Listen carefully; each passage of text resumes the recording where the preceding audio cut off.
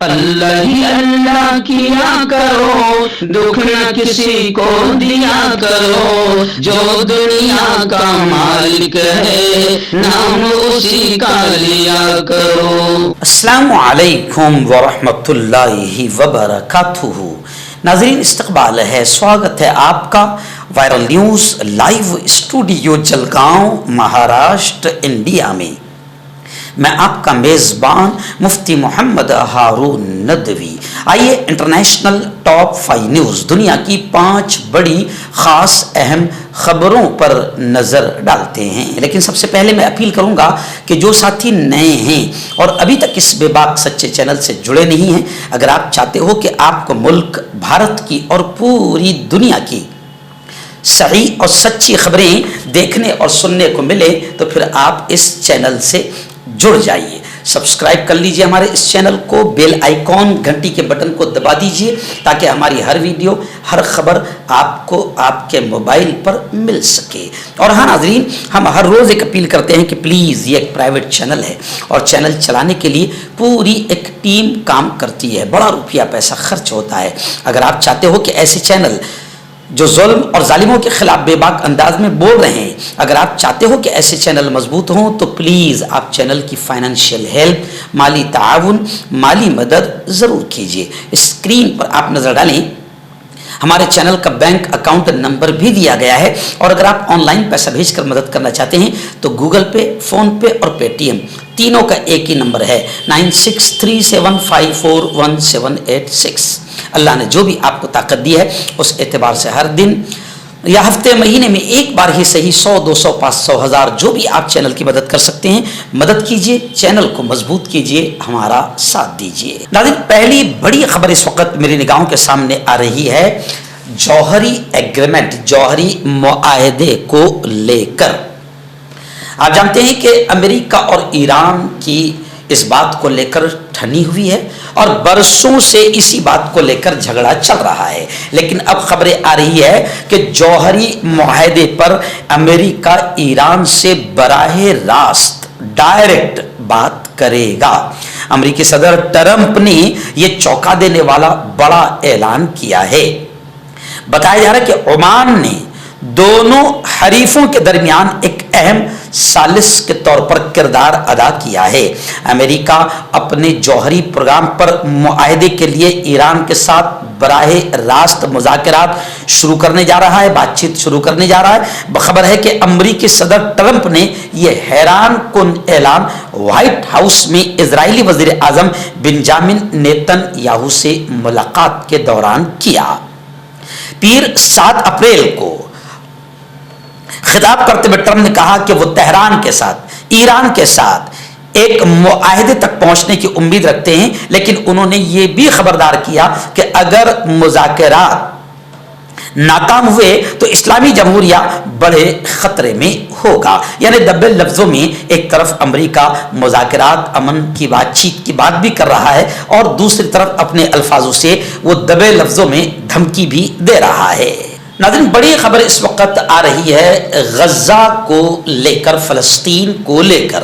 جی ہاں، خبر ہے کہ فرانس، مصر اور اردن، ان تینوں بڑے ملکوں نے یہ مطالبہ کیا ہے، یہ ڈیمانڈ کیا ہے کہ غزہ کی حکومت فلسطینی اتھارٹی کے سپرد کی جائے۔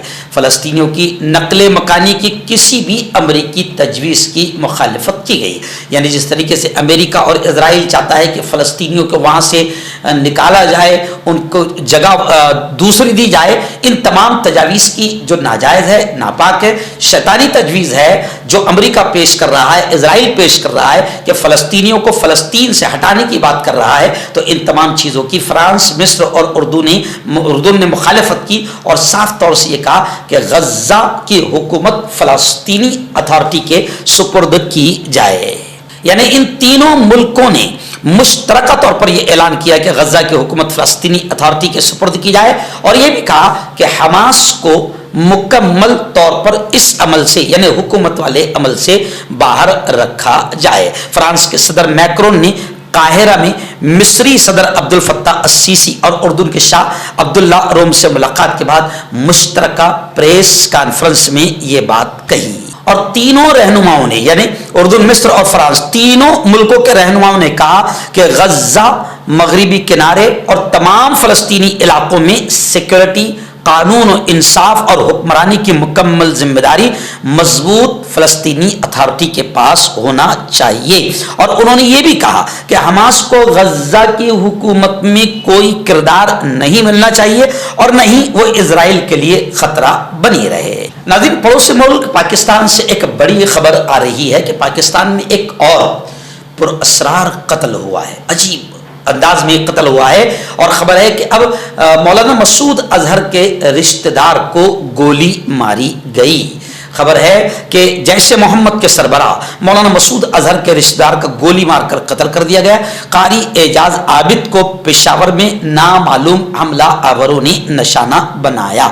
حملے میں ان کے ساتھی قاری شاہد بھی شدید زخمی ہوئے ہیں۔ پاکستان کے صوبہ خیبر پختونخوا کے شہر پشاور کے علاقے میں نامعلوم مسلح افراد نے قاری اعجاز عابد پر اس وقت فائرنگ کی جب وہ مسجد سے باہر آ رہے تھے۔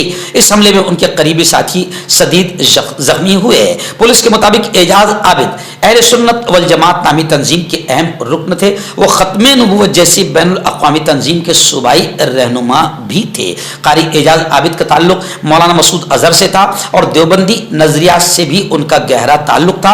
دونوں نے کئی بار ایک ساتھ اسٹیج شیئر کیا تھا اور ابتدائی دنوں میں ایک ساتھ پڑھائی بھی کی تھی۔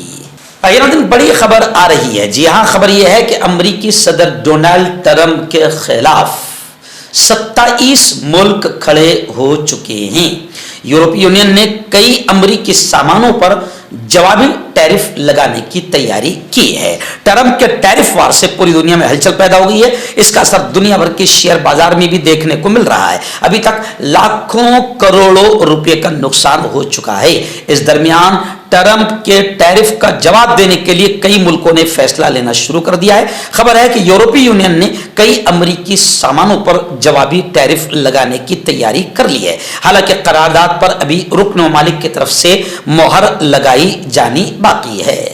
ناظرین، بڑی خبر اس وقت اسرائیل کے آتنکواد کو لے کر آ رہی ہے، اور اسرائیلی قوم کتنی درندہ قوم ہے اور کیسی حیوانیت اور بربر قوم ہے، اس خبر سے اندازہ لگایا جا سکتا ہے۔ خبر ہے کہ اسرائیل کی جیلوں میں فلسطینی قیدیوں پر خوفناک انداز میں تشدد کیا گیا۔